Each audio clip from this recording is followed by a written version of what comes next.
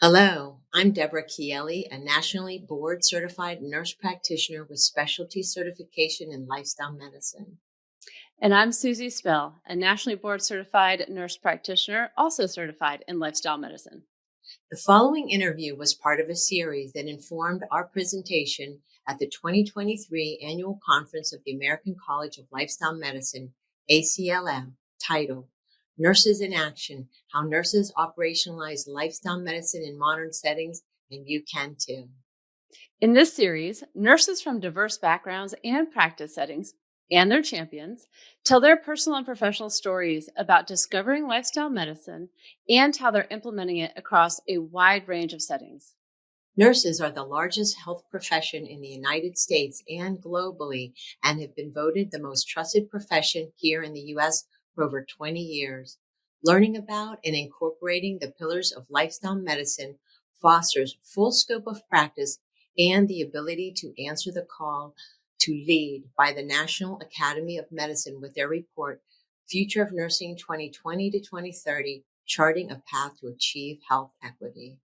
We hope these stories of success will inspire conversation and drive creative solutions to better address inequities in healthcare. Continued growth of nursing expertise in lifestyle medicine will expedite our nation's ability to address the public health emergency of chronic lifestyle diseases we currently face. The power of nurses to create innovative solutions when combined with the practice of lifestyle medicine allows nurses to express their full potential while simultaneously addressing the salient issues of health equity, the epidemic of chronic disease, and the provision of truly patient-centered whole-person care.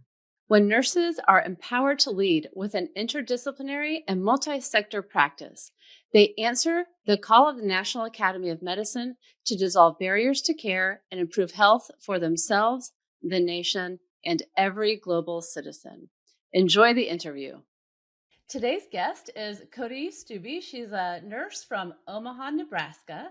She's been a nurse for over 2 decades and has a lot of experience in nursing. And she is at the forefront of lifestyle medicine. And she's really leading the way for nurses to operationalize lifestyle medicine and bring it into practice in so many ways. She's particularly passionate about using food as medicine. And as such, she is a Food for Life instructor, which is a program through the Physicians Committee for Responsible Medicine, or PCRM. She also is an instructor of undergraduate nursing students in Omaha. And there she heads up a lifestyle medicine student interest group. She's also co-director of So Many Cooks in the Kitchen and So Many Kids in the Kitchen. And she has her own business, Holistic Dish. As a nurse, she has witnessed the devastation that a poor diet can bring to overall health and wellness.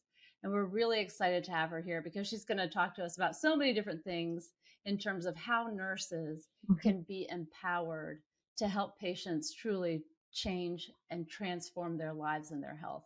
So thank you, Cody, for being with us today. Deborah and I are really grateful that you're having this conversation. Well, thank you for both of you for inviting me today. So, what I'd like to start with is maybe in addition to whatever I have already said, just provide us with an overall picture of your role and your nursing practice now and how you bring lifestyle medicine in. And then maybe after that, talk to us about how you even discovered lifestyle medicine to begin with. Sure. So, my role right now, I teach nursing students in the undergraduate program at 2 universities in the Omaha area. And so, as far as bringing lifestyle medicine into these students, it's it's it's kind of a delicate step as far as how to go about things. I don't just throw it at them. I kind of talk about my story and some of the benefits I've seen and things I've seen with others. And then I also offer to watch a documentary with them as a post-conference experience. And the documentary that I really have loved this far is Plant Wise. And I'm guessing probably you both have seen that, but it's only 47 minutes. So it's a nice amount of time to really tell some really good stories, show the evidence of reversal of chronic diseases. And I like it too because it talks about genetics. It's got a gentleman who's Hispanic in there, and he talks about how your genes are not your destiny and how he's reversed his type 2 diabetes, and he doesn't have to go along the path that his family members previously have taken. And so I really like to show that one. And that's a good starting the conversation point for my students. I have them all just kind of tell me their thoughts on what they saw, and they're very much excited to see that, hey, you can actually reverse, heart disease, type 2 diabetes, when before they did not know that. And it doesn't matter what level of student I show them this film. Like, I can do fundamentals, so it's their very first clinical rotation, or it can be later on, like a med-surg rotation. And a lot of times they still just don't understand this information and are very much excited to hear that you can do this. If the person chooses to make this lifestyle change, they can actually reverse their chronic disease instead of going as a progressive and upping their medications and needing more surgeries perhaps. So, and then, it's free. It's a great documentary that's provided for free. So I give them the link and they can access it. A lot of times they do. They share it with their loved ones, and then they're curious. They're like, yeah, I do think I want to start eating more fruits and vegetables and legumes and whole grains. And, how do I go about doing that? Well, then I give them some more resources. And then I just keep, whatever they want, I give them. I'm just a gateway, so to speak, to lifestyle medicine. I only get my students for a short amount of time. So I try to give them these resources that they can access anytime and free. So they don't have to spend any money, because students, they may not have the extra income to buy other programs or something. So, oh, and then let's see, your other question was my journey. Is that right, Susan? Okay. So, well, let's see. Going back, I was teaching on the cardiac unit with nursing students, and I took care of a gentleman in his 20s that had open heart surgery for clogged arteries. And that used to be my specialty, was on the open heart surgery team.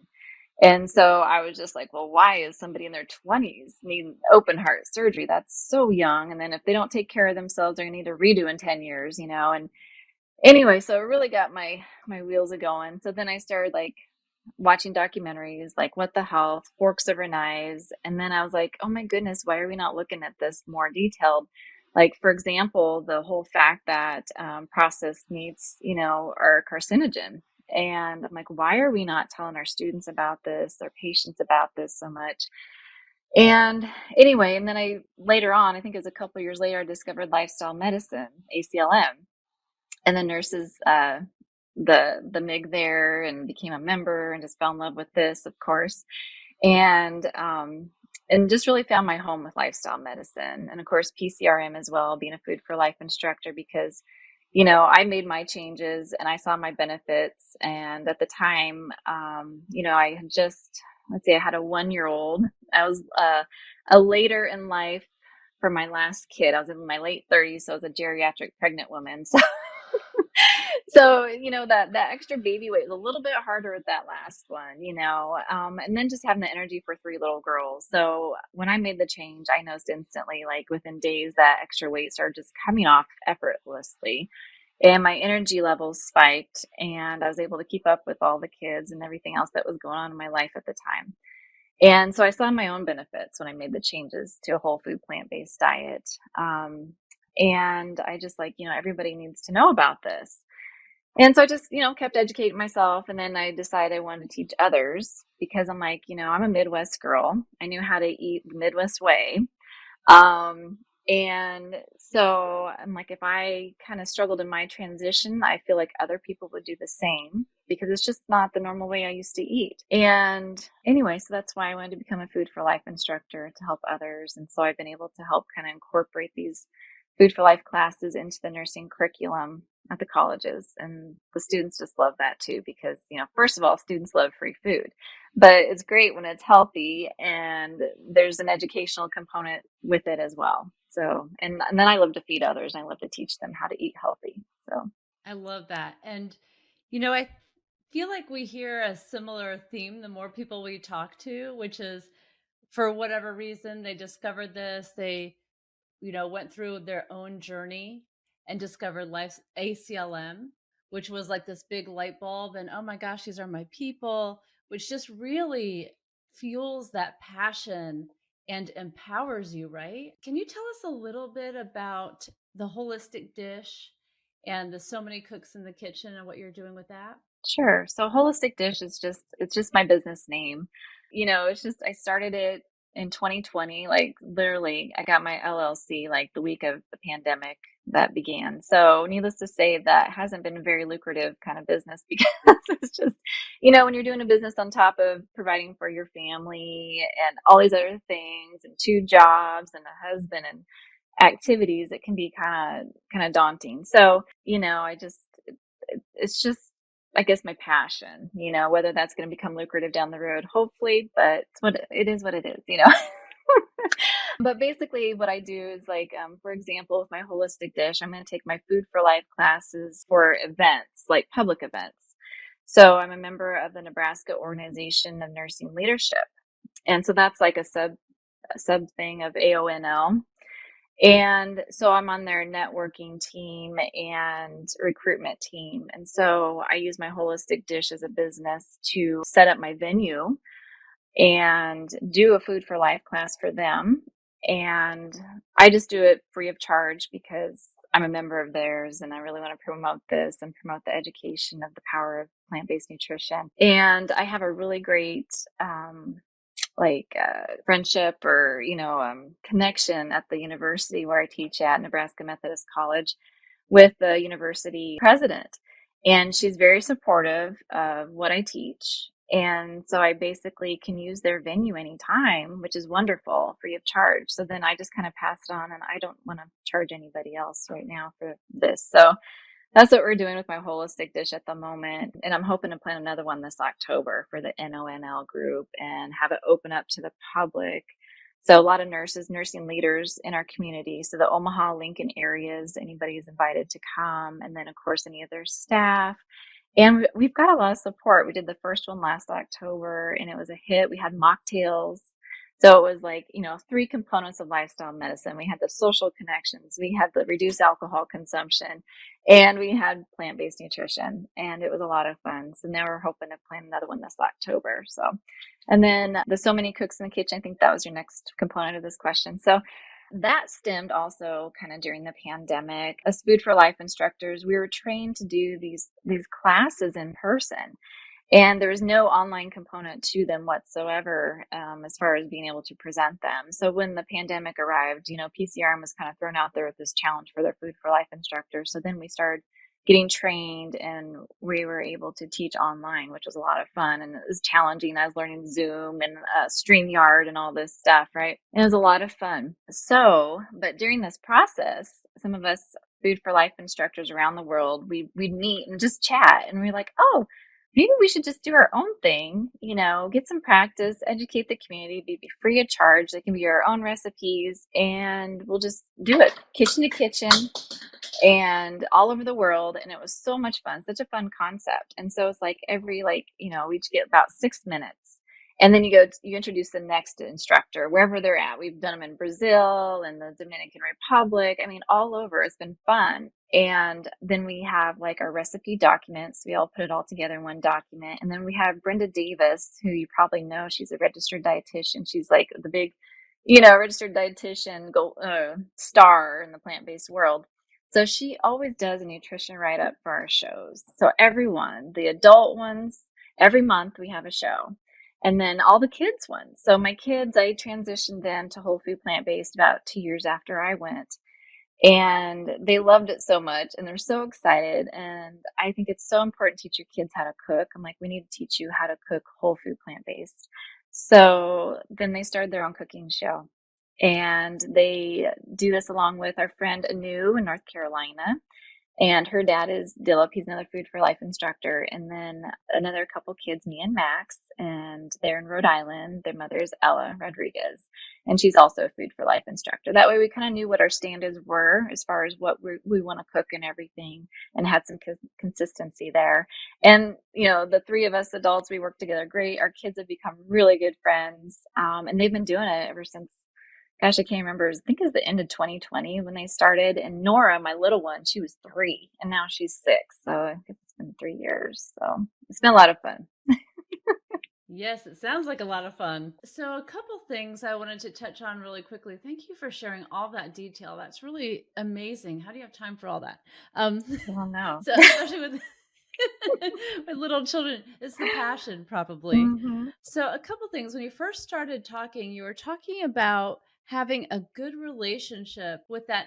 I think you said the university's president or so I think having a relationship like that is probably super important for being able to move this along. Do you feel the same way? I mean, do you feel like you could have made the same kind of strides if you didn't have that kind of relationship? I think she'd still support, but I don't know like how much. Maybe, I just don't know. I don't know how she would be with it or not. But I do know, I'm a part of their wellness committee at this campus. And so I have, a partner in crime there that's whole food plant based as well. So her and I work together and work with the cafeteria there. And we're trying to set some standards, as far as like, if you have a meeting on campus, there should be some healthy food available, not just donuts. We need to have some healthy options that's mandatory to be there for people, to make that decision to have. And so we've done all sorts of fun things. I mean, we did a 7-day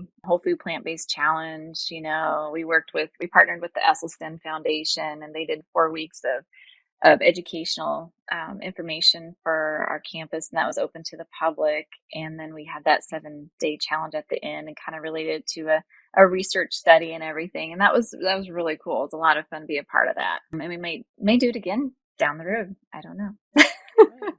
It sounds amazing.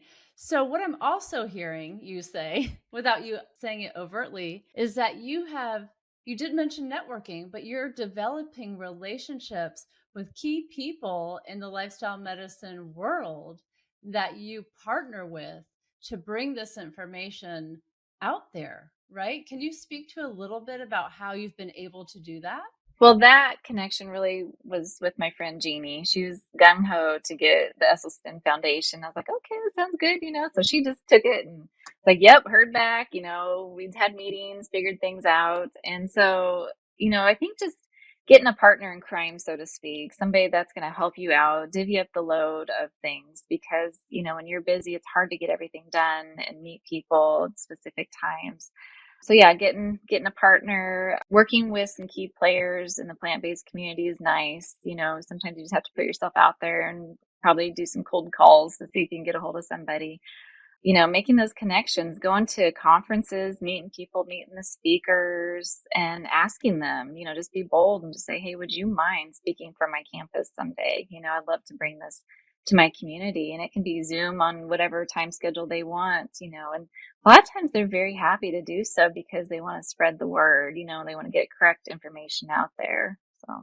Right. And so, what have been some of the key challenges that you've come across, whether it's helping people transition themselves? I know you kind of ride the wave of curiosity with your students and kind of point them in the direction as you go. But what has been an obstacle or a challenge or something you've had to really try to overcome that you have overcome or that you're still working on? Well, I think the biggest challenge that I see is people just don't know this information. It's not in the readily available textbooks. As you know, textbooks are behind years, but even the ones I feel like that would come out, it may not be in there for a while. I think we got to get this information in those. Luckily, we have that new textbook, Lifestyle Nursing, and I highly suggest all nursing colleges get this book and start integrating it into their curriculum. And that's what I've been trying to do at my campus as well. So you got to get leaders on board, and it seems like a lot of them that I work with are very interested. They're very supportive of this information. So it's a matter of getting these resources in their hands. I also think it needs to be like, get it on the NCLEX, these types of plant-based for reversal, lifestyle medicine type questions on the NCLEX, because I think then you're going to see nursing colleges start addressing it more. So I feel like we need to kind of start there because, they're going to teach important information. So knowing that this would be on the NCLEX would be something that they would definitely highlight in the classroom then. So And how could we make that happen? that's a good question. So I've tried to look into this. Unfortunately, I don't have time to be one of their question writers. And again, that also plays into what you see clinically. So those who are doing lifestyle medicine clinically, they should be the ones that are probably working on and helping out with these NCLEX questions, because they can actually attest to, yes, this is what my nurses are doing. I can't really say that so much, unfortunately, where I live in Nebraska, because plant-based nutrition just, there's not much that people have heard of it here. I'm the first one kind of really talking about it as a nursing faculty. So getting more nurses that are actually taking care of the patients that have experience with the power of plant-based nutrition. Yes, we all know about the other pillars of lifestyle medicine. I feel like nutrition's the big component that we're kind of missing right now as far as getting people up to date on. So that's kind of where we're at. So That's great. I mean, we all have to start somewhere. mhm. So, how have your nursing colleagues taken to your information? The other educators within the nursing programs? They're very supportive, which is good. You look around at nurses can be very unhealthy. And I think they're more unhealthy than the average American. And that's hard. That's hard to see your colleagues if they're unhealthy, not wanting to change things, not wanting to open their eyes to see there's a way out of this potentially. But that also harms the students too, because we set the examples, and we need to try to be as healthy as we can to set that example for our future nurses. So, but most of them are very supportive. And those who aren't, they don't really say they're not supportive to me. They just don't acknowledge it. Right. Maybe you're planting little seeds in their mind. I hope so. I mean, I think that they're more critical of, like, if we do like a plant-based meal at the college or something. And I think that those are the ones that are more critical of it, like, oh, I didn't like that. So, and that's fine. They have their own opinion. But I hope I'm planting seeds now, letting them know that, hey, there's a healthier path you can take if you want to. I'm here to support. I'm not going to judge anybody at all.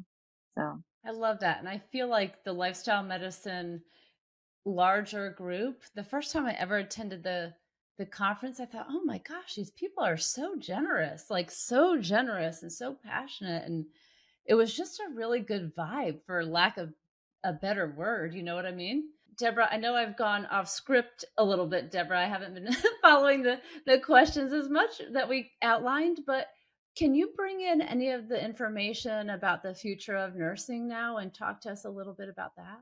Yes, so I'd love to. And Cody, I want to also reflect that Susie has that you are making enormous strides there in an area where you've said you're from the Midwest. So that, given we know about the agriculture that is predominant there, and lifestyle factors, just like we know in Southern cooking and things like that.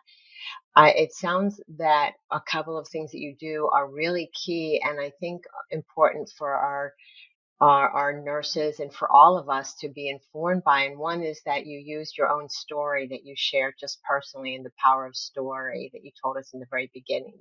You started out by telling your story. And then another is to find partners, as Susie, emphasized and asked you to follow up about. It's like find colleagues and partners and allies, and because it is a big lift when you're doing multiple things and you have a family, and when we partner, that's empowering for that other person, and also our colleagues and those that are out there can see it's not just us; they see a team, and that's exciting to people too. They say, "Oh, okay, that nurse has this person supporting them and that person out. They're all together." I think sometimes there's a power of attraction there when people are having, and you talk a lot about it's fun, the enjoyment of it. And as you describe it and you smile and the energy that comes forward, it's clear that for you, all of these things that you're doing are truly a joy. They're exciting. They're fun. And again, the power of a story, the power of attraction, the power of collaboration, um, and just meeting people where they are. it's really clear that one of the reasons why your colleagues and nurses and students and administrators are interested at all different levels, or at least not blocking, is that the way you approach it is a soft approach. It's very informed by the evidence, but it's not pushing something on anyone. It's giving them their space to explore it and say, yeah, that wasn't that good. And that's okay. That's how they're responding to it. And it's not about, um, forcing your hand. It's about this approach that's just sharing and, like you said, planting seeds, all of that. So I just want to reflect. I think those are all lessons that I take away from our conversation here that we can bring to any setting. You've been able to have this brought into the nursing organization. Is it NO? What's the name of that organization that you're going to do it a second time here again, Cody? It's NONL. It's the Nebraska Organization of Nursing Leadership. That's really powerful stuff that you're influencing influencers. They are. This is a nursing organization of leaders. So our hats off to you. We're so excited. One of the areas that this group, I'm sorry, one of the areas that the National Academy of Medicine, NAM, the landmark report that's now out, the Future of Nursing 2020-2030, charting a path to achieve health equity. One of the aspects of that is within leadership, within education, within government, within public policy, within the healthcare setting, where all we need to be. And they make it very clear. We need nurses to be out front leading this, being in leadership roles, but this is not on the backs of nurses. It's really a call to action of all the other stakeholders to say, you here need to support nurses so they can do the work that they're trained to do. So it's very exciting, the partnerships that you're sharing about and the places that you're sharing this message in. If I can read from this, just a brief excerpt from the Future of Nursing, and for you to share your insight. So it says, nurses are trusted bridge builders who champion good health for all. The Future of Nursing 2020-2030 report explores how we can and must unleash the power of the nurse to achieve health equity, and how the systems nurses function within must do more to educate, pay, employ, and enable nurses to support them so they can do more. In all these areas that you are in and leading in, Cody, can you share your thoughts about any aspects or all of that? I don't know if you know this, Deborah, but I just got back from the Nurse Educator Conference in Breckenridge, Colorado, and Terry Gibson and I presented. And our focus was lifestyle medicine, health equity. And I talked about the pillars of lifestyle medicine and, of course, diving a little more into the plant-based nutrition, of course. But, to let people know, for one, about how, there's a huge amount of the minority population, the BIPOC community, that cannot tolerate lactose, right? And so I talked about that. I said, really, it's called lactase persistence is common among whites only. So, I touched on that, how this is an issue that needs to be addressed with nutrition, meaning that we should not force upon dairy products, school systems. I see that with, my students and their kids at daycare systems where, they're African American, their kids are too, and they said, this daycare keeps forcing dairy, milk for my kid to drink, and he can't have it. He's lactose intolerant, and they just do it all the time. And it's just like, that's not right.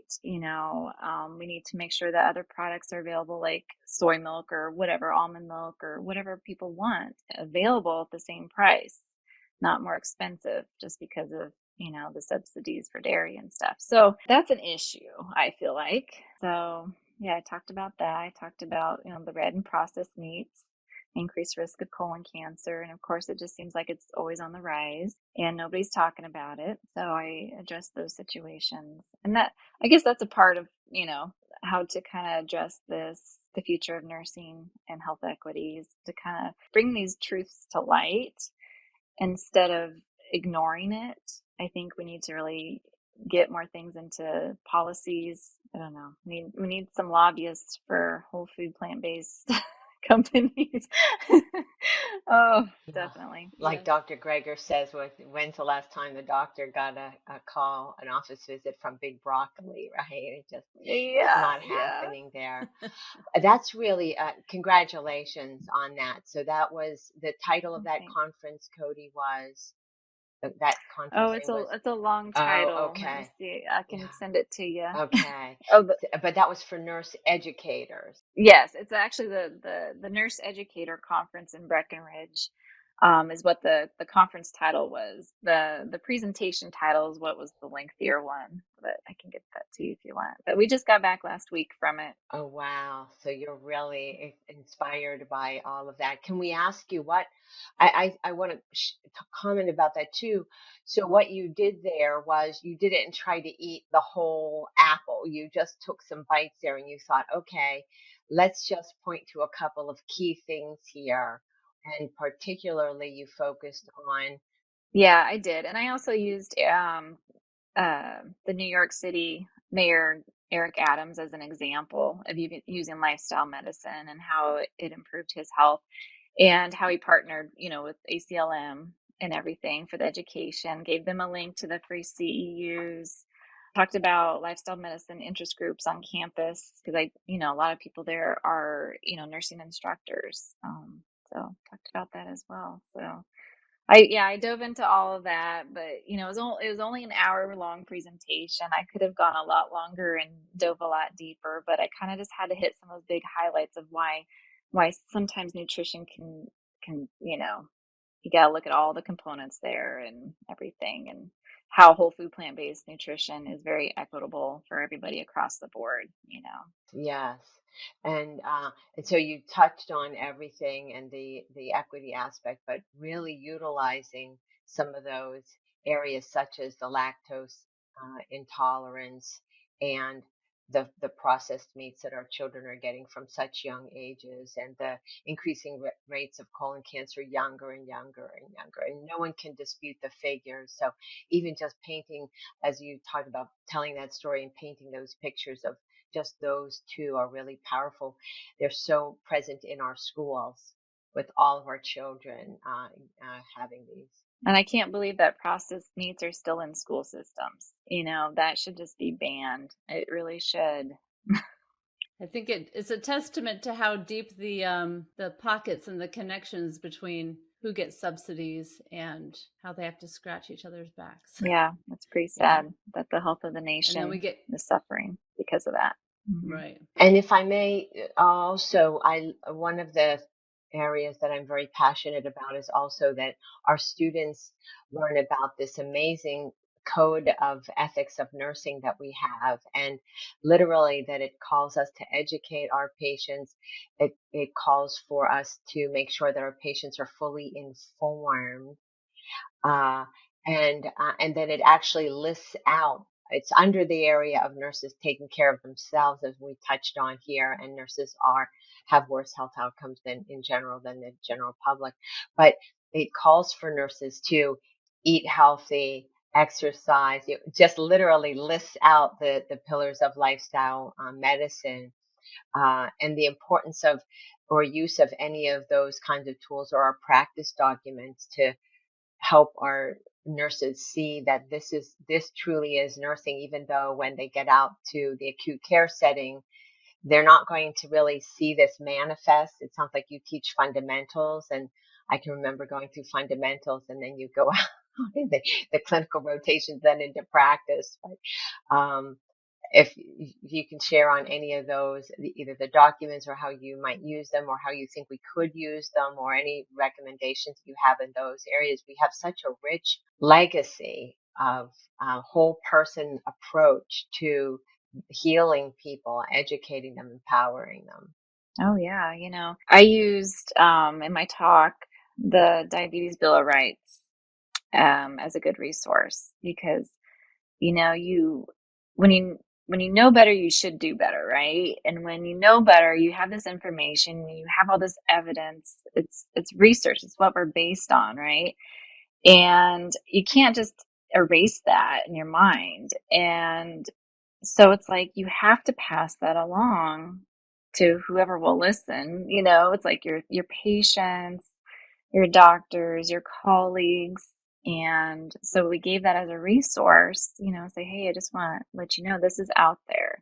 You need to your patients should know that there's other means besides just only taking pills. You should also be, exercising, of course, but a whole food plant-based diet has a lot of power when specifically looking at the type 2 diabetes, and it should always be discussed with them as an option. They can choose not to if they still want to do whatever they want, but as long as they have that information, that should be included with everybody's, type 2 diabetes diagnosis if they've discussed the benefits, alternatives, whatever, plan of care, they need to be talking about that. And so, I've been teaching my nursing students about this so that way they can take this going forward with whatever next rotation they have once they get out of nursing school. Hopefully they remember there's some really great resources, the power of nutrition, lifestyle medicine as wonderful interventions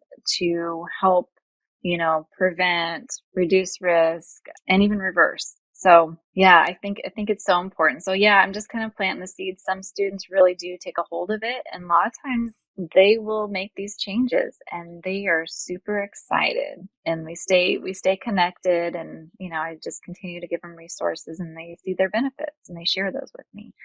And it's been really exciting. So, students with all sorts of, chronic issues going on, and they're seeing some powerful results. So That's beautiful. Thank you. You just take resources and continue to just share them out and plant those seeds is a huge theme that you. Mhm. yeah, I mean, as you know, some people just aren't ready to make changes. They kind of have to be ready. We've talked about the trans theoretical model of change. It's like you just have people that maybe it's the first time hearing the information. They need to hear it a few more times or dive deeper into it before they're ready to make their own lifestyle changes. So Yeah, I just want to ask you a couple things came to mind when you were talking. Two things that are not really related. One is you transitioned your kids to a plant based diet when they were very young. And I'm wondering if you got any pushback from your pediatrician or if you've been able to share what you know with your pediatrician. Did your pediatrician already embrace this way of eating? That's one question. Um, my other question is, have you had a chance to partner with, or what are your thoughts about the collaborative possibilities with dietitians? Or has that been an area of friction, or how has that gone for you? So the two things, pediatrician and working with dietitians. okay, so the pediatrician. So once I got my husband convinced this was the healthy route to go, then the whole family was all on board. And it's funny because like it seems like with spouses, they do not like want to listen to their wife about what they should be doing and shouldn't be doing sometimes. And sometimes it takes an outside resource to inform them and then like, oh yeah, we should do this. And that's kind of what happened. So so that's why it took 2 years. I was still telling him about things, showing him research, but it kind of took an outside source to kind of send him over the edge there. Once he was all on board, of course, the kids were on board because then we didn't have any of those products in the home anymore. And then it was smooth sailing from there pretty much.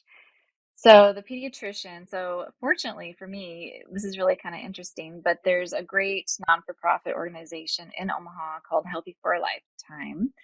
And it's another Food for Life instructor who helps lead it. And her and I have become friends. And so I've helped out with this event, I think every year, since 2019, since I became a Food for Life instructor. And so at the one in, I think it was 2019, I was helping out, and guess who shows up to this event is my pediatrician and his wife. And I was so excited to see them because, of course, we had some key speakers. I think that was the year, I think we had Dr. Esselstyn that year. And so I was super excited to see him, like, oh, yes, yes, And then, of course, at the next kid's appointment, we were talking about it, and he says his wife's all on board and everything. And he's still kind of like, but he got the information, right? And he knows that my family is this way, and he's always asking the right questions as far as like, are you taking a vitamin B12 supplement, and just asking, making sure the kids are getting enough calcium. And so, yeah, he's very supportive, but he's informed, and yeah, and that's what I appreciate about him, even though maybe he's not whole food plant-based, and who knows, maybe he is now, I don't know. But it's just, it's nice to know that he was there and he got the information from somebody other than his patients, So, and then let's see, the next question was, so I have been, that's kind of a hard subject because I really don't work with dietitians too much. I'm a clinical instructor, so I may or may not see them on the unit. It just kind of depends. I'm usually running around with 8 students, on the unit, helping them do stuff. So, but I did hear, let's see, this was a few years ago, that there is a dietitian on the cardiac unit one time, and she personally was whole food plant-based. I heard from someone else I was talking to. And I haven't had a chance to get with her, and I couldn't find her. I don't know where she's at, but I heard there was one. And I'm like, okay, but I think they're kind of pigeonholed. They can only do what they have been approved to teach their patients too.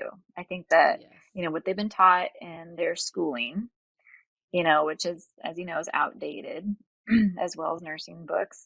So yeah, I don't know. That's a good question. I should seek that out more, reach out. Right. Deborah and I were talking about nurses feeling disempowered to talk to their patients about diet. And one of the things I think we might have said before we started recording was we really want to empower nurses at all levels to be able to discuss this with patients. So that's why I was wondering about any collaboration or friction or anything around that particular thing. That's okay. Well, Susie, may I follow up on that? Picturing you in the clinical rotation with those 8 students with you. I love that picture. That's so exciting to be with new students in that setting and them having first eyes on everything, and they're watching how we do it, and they're watching you. Um, Given that, a twofold question also. One is, are there ways that you model um, working with your patients that are wherever they are, whether they're there for their heart, they're there for a reason in the acute care setting. So is there a way that you model that with your students, knowing that we know you have a lot to cover, everything from bed baths to med passes and all of that, but are there ways that you model any of that, just even initial inquiry about lifestyle or planting little seeds with your patients when you're rounding with your students in that clinical setting? And the second part is, are there assets or tools that would be of help? Because there are so many nursing instructors doing just what you're doing. And in addition to the amazing 5.5 CME course that we now have as a resource that anyone can, it's just so generously shared now by ACLM. But there's also, what do we do when we get there? What can we utilize? So I was wondering if I might ask about those two. Well, first I have to educate the students about, like the lifestyle medicine pillars. And then, and like I said, I only get them for a short amount of time.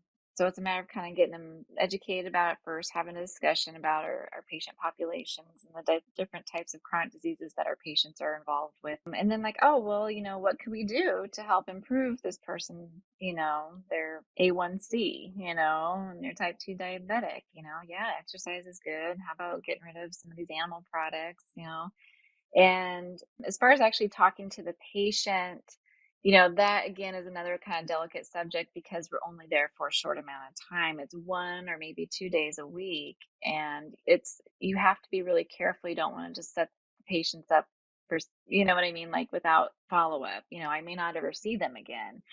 And so I can give them a resource, like a free online resource, if I feel like they're ready for it. If I get that time with them. Sometimes my time with the actual patient's very short because I am literally going from student to student. And so it's like kind of a delicate thing. I also have to personally be careful because, as a clinical instructor, I'm a guest into these facilities. I have to be careful, what I say, what I do. I don't want to upset them and say, oh, I don't want this clinical instructor coming because, she's, telling my patients to do all this and it's not according to what their dietitian's telling them, So I do have to be kind of careful with some of that stuff.